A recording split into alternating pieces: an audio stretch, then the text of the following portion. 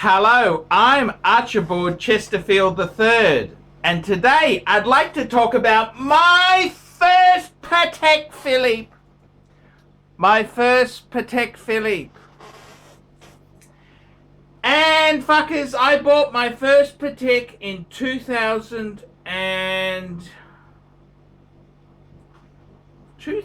actually. I think I bought that watch. Or 2001. I think it was 2000. And I'd really, it's one of these things. You buy a Patek Philippe, you want to have that experience. And I was looking around. I had a bit of a mundane job. I used to love surfing at work.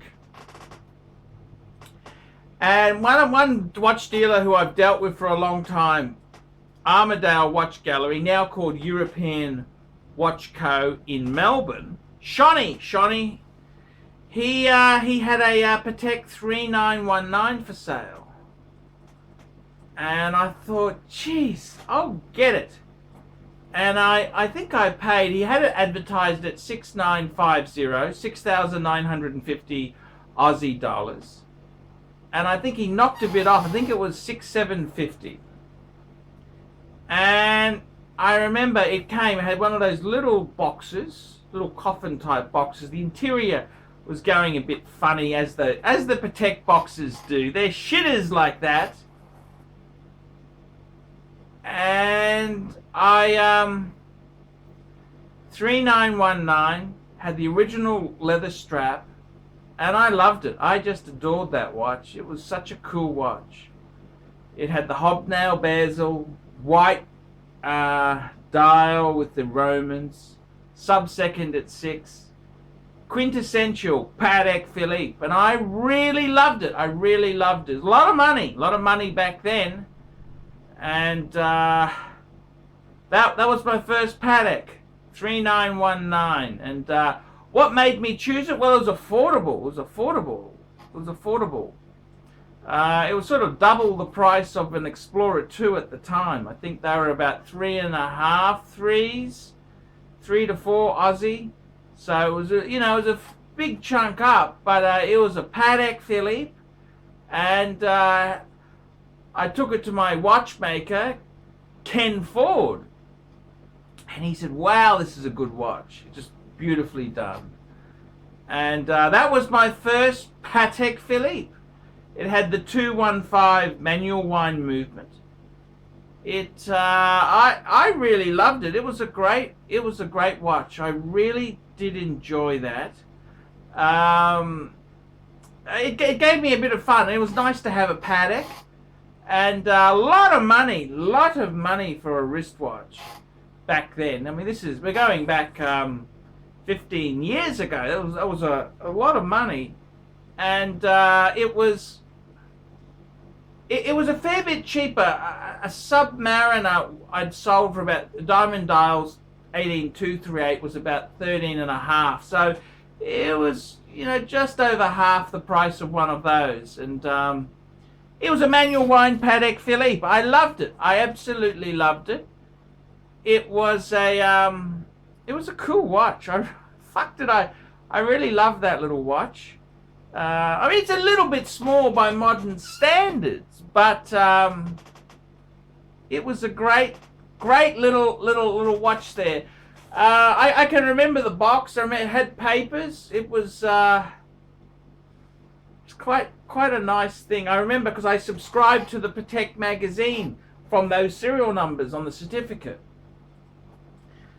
And I loved that watch. That watch was a gorgeous piece, and I really enjoyed it. I loved my Patek Philippe.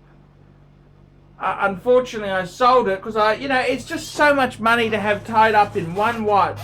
You kind of think to yourself, I want to try something else, and it's a little bit sad it's gone. I mean, I had other Pateks down the track, but Yeah, that was my first, the 3919. It was an icon, really cool watch. I loved it. I really did love it. And yeah, looking back on it there, look, you can't keep everything. I mean, fuck me dead, you can't keep everything. But it's, why did I choose that? Well, it was reasonably priced. It was a fucking good looking watch. And I just had the money at the time. I put it on my credit card. Put a bit on the credit card, of course. Fuck yes. That's a lot of money 15 years ago. And I loved it. What made me get rid of it? I think I wanted to try some other things. It's a lot of money just to have in one piece there. And yeah, my Patek 3919, just a classic Calatrava. I love that watch. It was it's a lot of money. It's a lot, like any Patek. It's a lot of money to have tied up, and that's. How long did I have it for? Fuck. I think I had it for about 6 months. 6 months or so. And I kind of, I love the versatility of a steel sports watch. But that was a lovely Patek I had. I love that Patek. Sold it for a profit. I think I sold it for 7.5, nearly 8,000. It was a good piece.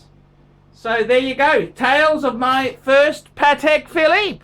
I'm ArchieLuxury. Tell me what you fuckers think of that. We specialize here in pre-owned Rolex watches. Rolex watch is a very special timepiece, and we always do the servicing exactly as factory specifications. We buy a pre-owned piece and we put it into brand new condition. We have Rolex certified technicians working on that. We completely disassemble the piece. We adjust and polish and change every single part of the watch. You have to have certified watchmakers that know what they're doing. If you have an expensive car, you're just not going to bring it to any mechanic that doesn't know what they're doing. You spend $5,000, it's like if you put money in the safe deposit box. And 1 or 2 years from now, you will keep having your $5,000. We have to spend a lot of money to get all this equipment together, but makes me feel I'm doing what I'm supposed to do. It's not a question of money, it's my passion. Jewelers on time, simply the best.